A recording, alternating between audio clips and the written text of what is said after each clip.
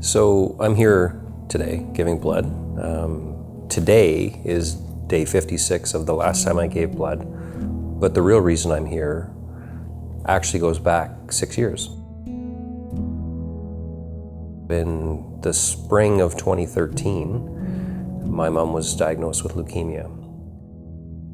As my mom started to go through her treatments, she started to require blood transfusions. So the first time she gave or required a blood transfusion was the first time that I actually stepped back and thought about, where does the blood come from?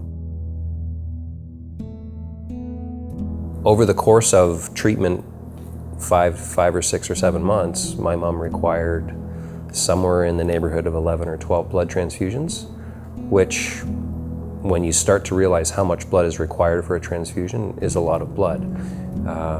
I hadn't been giving blood, so clearly she wasn't getting it from me, but luckily there were lots of people out there who were giving blood.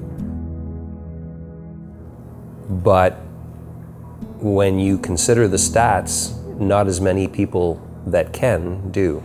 The stat that I'm aware of is that only 1 of every 60 people who are able to give blood actually do give blood, but 1 in 2 Canadians will actually need blood at some point in their life.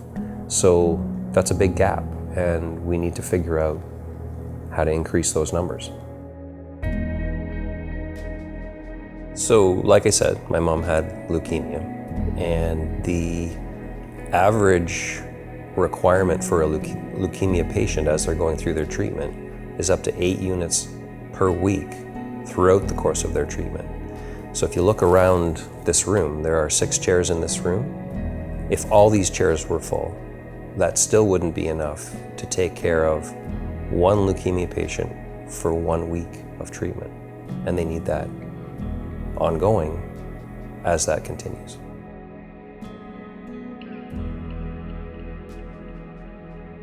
Understandably, people who have never given blood before and don't understand the process, have never seen the process, might be, nervous, concerned, and just wondering about the unknown.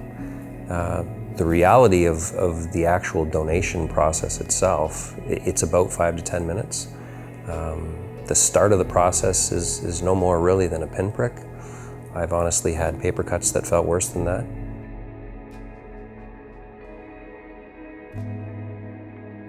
Unfortunately, my mom did pass away towards the end of the year of 2013, and so it's been 6 years since she passed, and I do still give blood, and people wonder why. As I said earlier, I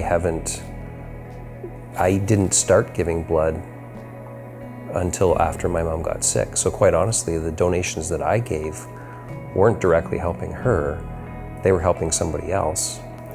But there were a whole lot of people before me that were donating regularly that did help my mom. People who probably didn't know her. And those donations ultimately allowed her to have blood transfusions that she needed desperately to get through some of those treatments.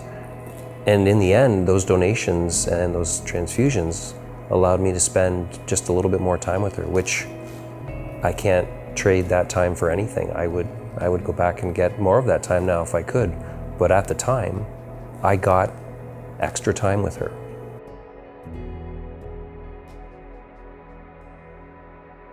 On behalf of my mom, Rosemary Wehrle, I'm happy to support the #AreYouMyType campaign.